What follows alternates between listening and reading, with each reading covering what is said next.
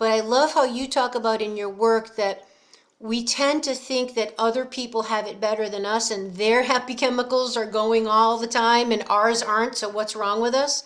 So can you please talk to that and help clarify for people that's not the case? Absolutely. So first, you may think others are getting it all the time and they're not, but also you may think others get it easy. So this is the modern mindset. Other people get it effortlessly, whether you think it's because of some social injustice or because of their genes or both. You think they're getting it easy, and it's just not true. And people are so convinced that it's true that, you know, in a limited amount of time, I'll just give you my approach to this. I've studied biography a lot. So that's what I do in my downtime. It's like I love to read people's life stories, and I look carefully, not new biographies, because they're all based on that, you know, victim mindset, but also I look for biographies that cover their childhood.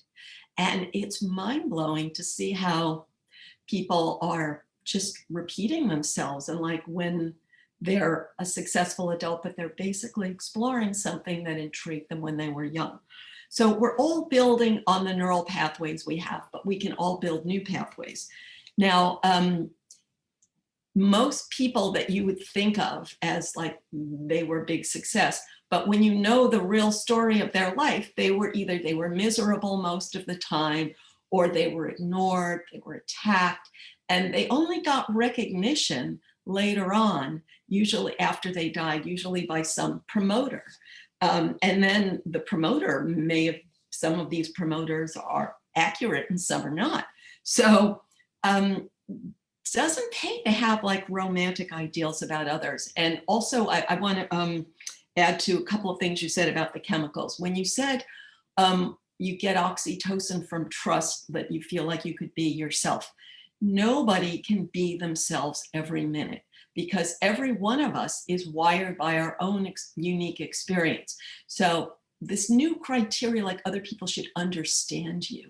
Like if I use that as a criterion, I would be miserable every minute. I could go around saying nobody understands me, because everybody is different and I see the world a little different from everyone else. So if I need 100% validation from someone who agrees with me on everything, that's what a toddler is hoping for, but it's not a realistic expectation of adulthood.